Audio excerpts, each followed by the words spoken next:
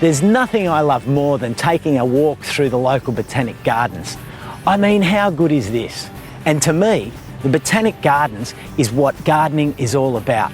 It's a place where people can come together and enjoy the richness that comes with being surrounded by nature. Tonight, we're going to focus on a fantastic project that epitomises how gardening can bring communities together in a positive and harmonious way.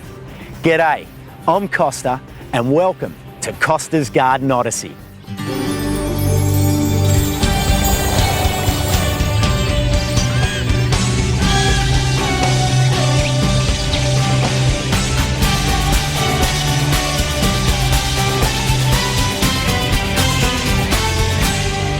Tonight, a garden that has healed a fractured community. This is part of the mend. It's just really good. It's bringing people together. An apple lover's mecca. Surrounding me are 200 or more varieties of apples. And the final test of our drainage solution. It's now time to break our dam.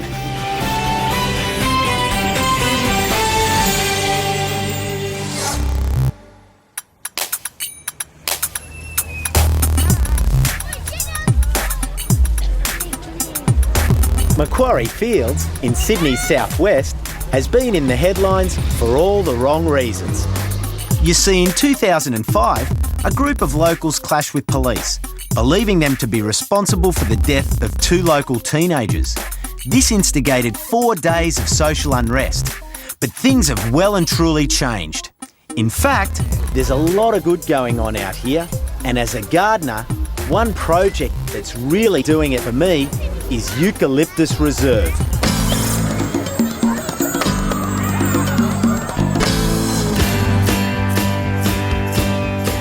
Today is a very special day in Macquarie Fields. You see, today is Harmony Day, a celebration of the cohesion that exists between the many nationalities that make up this Western Sydney suburb. And what better place to celebrate cultural harmony than here in Eucalyptus Reserve, a reserve that has become a shining example of how a community garden can help unite a neighbourhood. Our community has been broken for a long time, and this is part of the mend. It's just really good. It's bringing people together. It's giving them a format to enhance their yards, their gardens, and it's a great thing. I love it. Almost a year ago, a Housing New South Wales initiative, with the help of the Campbelltown City Council, invited the community to design and help transform an unused park into a reserve that everyone can use. What you can see now is the bones of this park coming out of the ground. It's working. It sits nicely. It feels right. Across here, you've got garden beds. These garden beds, as the trees grow up, you'll start to get a canopy forming, and that creates mystery, even though at the moment it's still quite flat. Families have adopted this garden bed, and look at the health, look at how clean, it's weed-free. It's loved. This today, it just exemplifies everything that has gone into it. It's the heart being poured into it by the community, and they look after it, protect it and use it. It's theirs. One of the best things about this place, it hasn't been vandalised, hasn't been tagged. Wherever you go, used to be graffiti vandalism, where now this particular park, people they've taken ownership, then they're telling the crimps to go away. They're not putting up with it, which is great.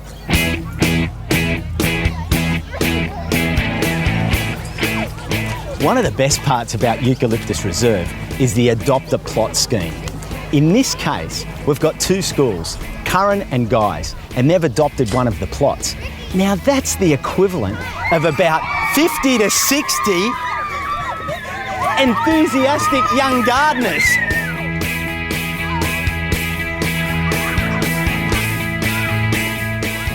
Now the first thing we're going to do today, Jaden, is plant this Lomandra longifolia. Now this is in what we call a little tube stock. So when you take it out, give the plant a little bit of a squeeze like that. Give it a squeeze, and then you turn it upside down and let it fall out. Now the last thing you do before you put it in the ground, you see this dead leaf, don't rip it that way, always rip down the leaf, but just hold the plant carefully and just pull that with it. Yep. That's it. Perfect, there it is, gone. All right, so let's clear the mulch back. Yep. Give it a bit of a dig. So the more you break up the soil to plant it in, the more chance these fine little roots have of getting out and getting stable and drinking out of the soil. All right, put the plant in and just tamp it down softly. Don't crush the plant because you'll actually break its connection with its root ball. That's perfect. Close it up with the mulch. Perfect.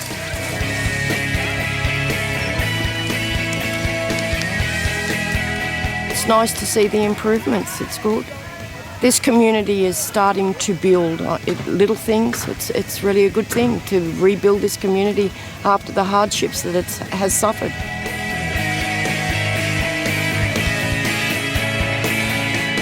Later in the show, Eucalyptus Reserve turns into an open-air classroom for the new Green Thumbs here at Macquarie Fields.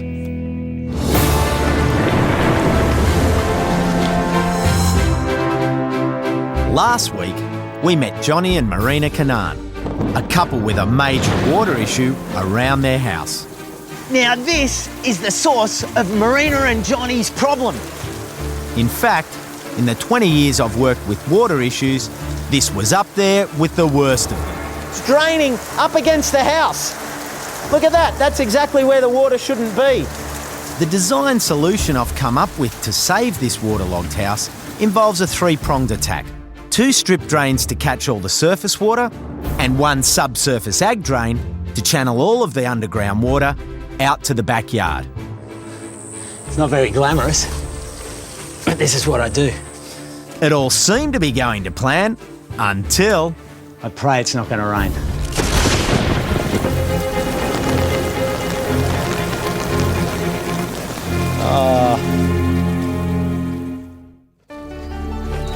Well, work may have ground to a halt yesterday, but thankfully overnight, the rain has eased, allowing us to continue this vital drainage solution. This is the moment of truth. We had our dam here holding all the water that's been seeping into the trench, so it kept this part dry. We've dug the rest of the trench and it's now time to break our dam.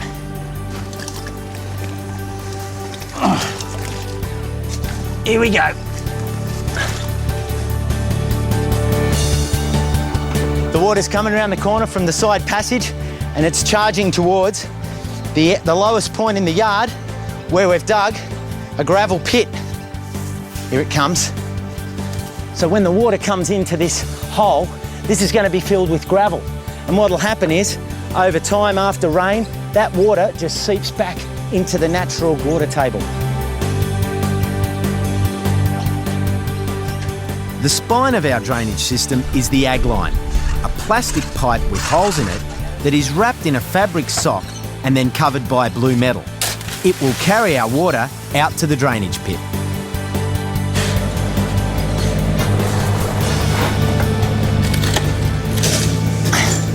This black stuff here is called crusher dust. It's made when they make aggregate. It's made from recycled concrete. Old driveways, old buildings, perfect for drainage. Now our paving sits on top of that, and the crusher dust is perfect because it's nice and fine and it's still got old concrete in it. So when it's compacted, it actually goes quite hard. One good point about that is that ants don't like tunnelling around in it because it's difficult for them. Best of all, of these 2 products, our aggregate and our crusher dust, is that they're recycled. That's good for our jobs and it's great for the environment.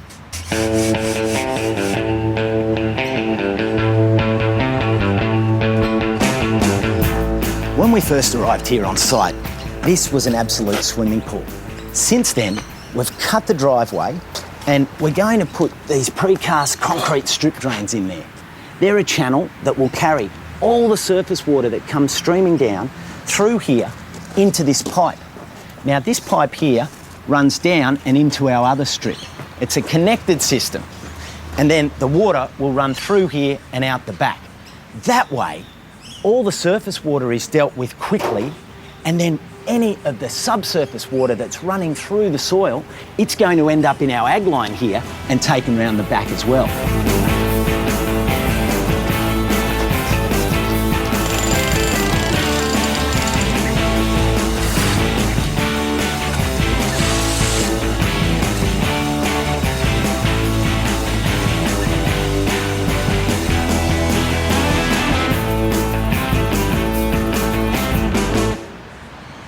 You know, there's nothing really picturesque about drainage jobs like this. All the hard work goes in under the ground. Fortunately, we've got a nice little garden bed here where we've been able to put some new plants in. Right here, this is a nice rosemary. Just get that beautiful, real smell. Makes you want to throw it in your cooking. Next to the rosemary, I've put a nice black Genoa fig. You walk in at the end of the day, you can just pick it and eat it on the way up the stairs.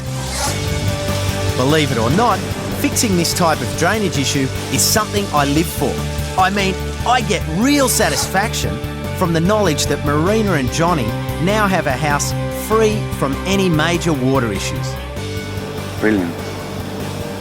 Simply brilliant.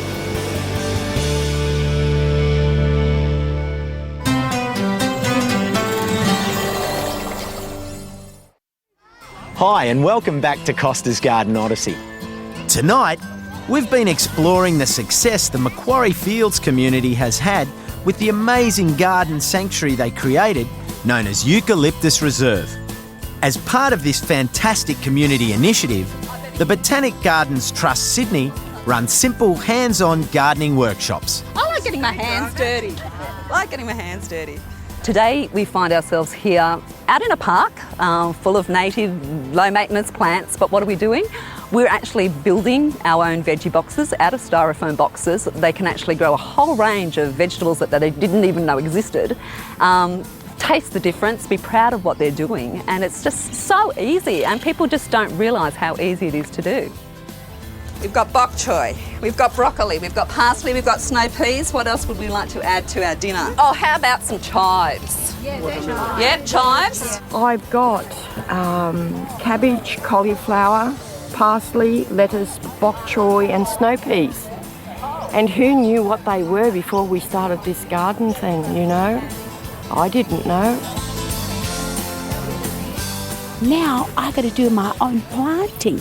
My husband will freak out. Like I actually planted something. It's a box of community spirit's what it is. It's really good. Growing your own herbs is just so easy. This is what you need. First of all, duck down to your local grocery store and pick up an old broccoli box. Drill some holes in it, either with a drill or, if you can't do that, with a screwdriver straight through.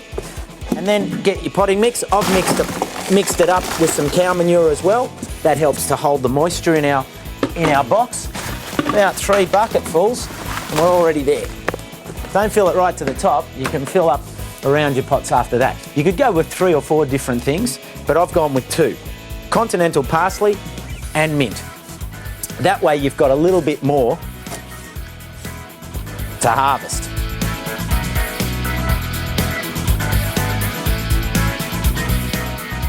Continental parsley is great because the more you take the leaves off, the more it regenerates. Great in salads. And mint. And finally, to put a skin on the top, I'm using some sugarcane mulch. That helps to keep the moisture in. Don't smother the plants. Just put a little bit in around each one. And there we have it. But let's face it, this box is not going to feed a family of 6, but it will feed an appetite to grow more. And before long, with your hands in the dirt, you want to set up another garden bed to grow more veggies and then really start to feed the family. I love it.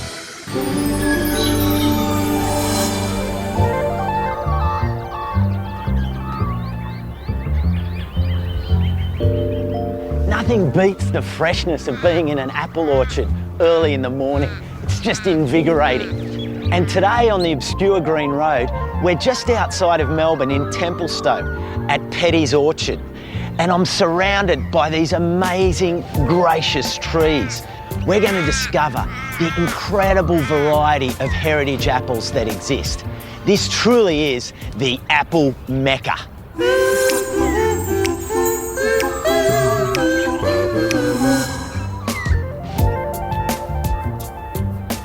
surrounding me are 200 or more varieties of apples that are like the bank, the seed bank, the history of apples, and their importance cannot be stressed enough. Petty's Orchard covers 25 hectares in urban Melbourne and is certified organic. It also includes an acre set aside for the Heritage Fruit Society. Peter, what is the Heritage Fruit Society's main focus? Well, the main aim of the society is to actually preserve these old apples for the future for people in Australia. We might need these to combat diseases in the future, so we need to keep the genetic diversity we have here. Which one is your personal favourite? My personal favourite have to be Blenheim Orange. It's a good dual-purpose apple that you can cook with, eat with, and you can dry it, and you can put it in cider if you like as well. Now, do you realise that some of the apples that you buy off the shelf have been sitting in storage for up to a year? And that crisp smell that you get when you get it off a tree fresh, it's gone. To experience the crisp, clean taste of a freshly picked apple, simply ask your grocer for a new season variety. Or better still, why don't you plant an apple tree in your backyard? Today is a big day at Petty's Orchard. It's the annual Apple Festival run by the Heritage Fruit Society. And today, everyone here has a crucial decision to make. And that is to pick the best tasting heritage apple for 2009. Which apple do you like? Which is your favourite? Opalescent. Bonza. The Bonza, so far. Everyone's pretty good. Jonathan Red. I don't have a favourite yet. With so many apples on show today, I've found it impossible to pick a winner. But the time has come. The crowd has packed the rotunda. Tensions are high because Sylvia is about to announce the winning apple for 2009. After much counting, the Petty's Orchard Antique Collection of Apples has voted by the people Kids Orange Red Apple as this year's favourite apple. Well, the official judging is out of the way. But I'd like to get a second opinion, just to be sure. So we've called my pal in here, Libby, and she's going to be the unofficial judge. Circling her are 12 of the crowd's favourite apples from today's festival. Over to you, Libby. Let's go and have a look.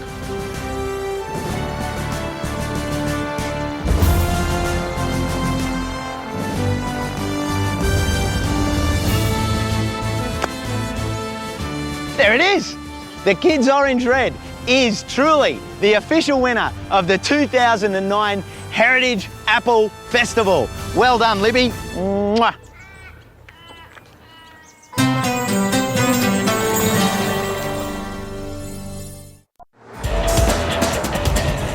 Cars, concrete, congestion.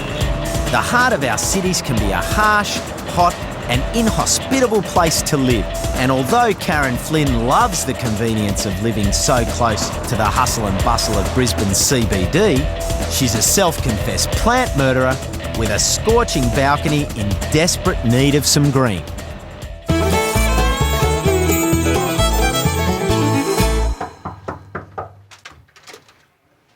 Karen. Hello. Hi. Welcome. Great to meet you. Welcome. Great to be here. Oh, it's wonderful that you're here. Take me to the scene of the crime. I saw the photos that you sent me and I actually thought this was real. Well, it wasn't cheap. I can see that these are all plastic, but yes, you want some green here. Have you tried? Yes, I have. What sort of things have you tried? This here and these, which did not survive, unfortunately. Okay, so our pine here is looking like a dried arrangement. Yes, and exactly. You've managed to... It's turned into potpourri. You've managed to knock off some succulents. Well, I kill everything. That's why I need your help. Well, let's go and get into it. Karen's unit has a real Middle Eastern feel about it, and she's also passionate about her exotic cooking. So I'm going to use those influences to create a little oasis in the heart of the city. Well, I've been out and about and I've picked up some great things for Karen's garden. I don't want to overdo it because I don't want to clutter the balcony because it's not that big. Some of the plants I've got here, like mother-in-law's tongue, they are tough. That's why they call it mother-in-law's tongue, because they're hard to kill. There's a lemon, a dracaena, and then lots of herbs to go up there for Karen and her cooking.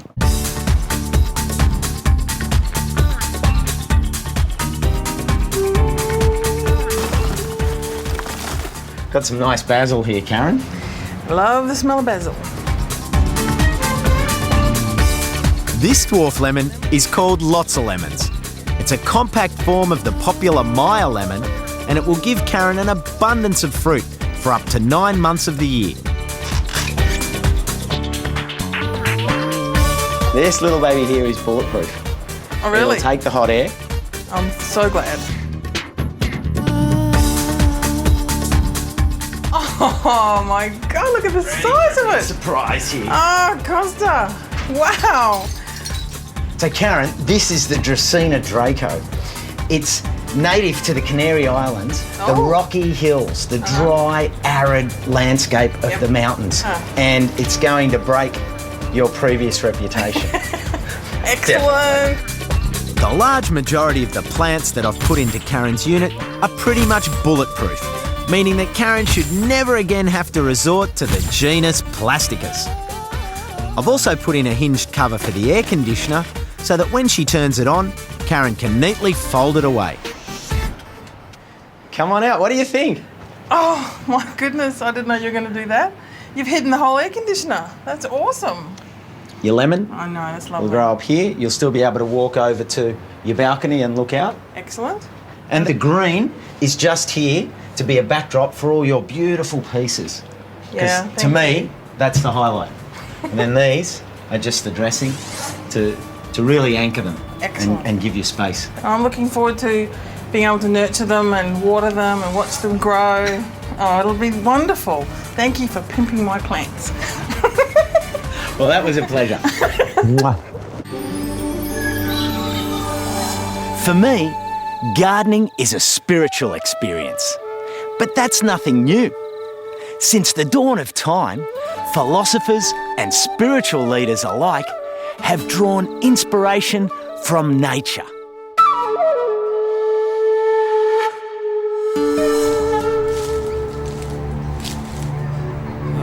Ecopsychology is a study of the way nature and the human psyche interact and are related. The rattle is a sacred object used by medicine men and women to call in that power and to bring that power through for whatever purpose it's needed at the time, usually healing, empowerment, or guidance.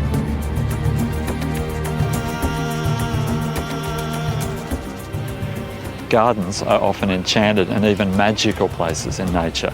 They can be regarded as special conduits into and from the whole of the energy of planet Earth. So when you walk into your garden, become aware of what it's like as you step into it. What do you notice as sensations and experiences within your own body? That garden is a direct conduit to your connection to the earth.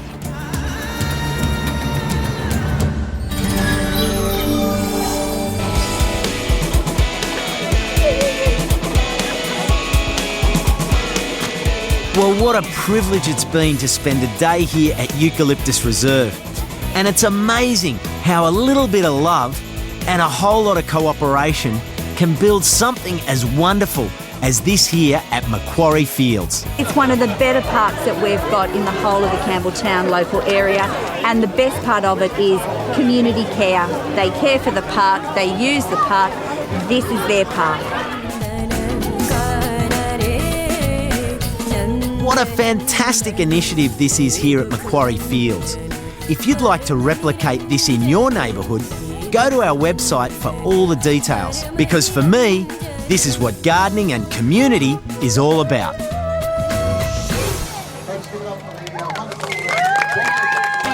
Next week, the makeover revolution of the future. Where you can get 40 friends to come over to your place and build you the perfect garden. The invention you can use that makes it possible to grow a garden anywhere. Look at all that rooftop expanse. Imagine if that could be green. And the key things you'll need to know about installing a water tank at your house.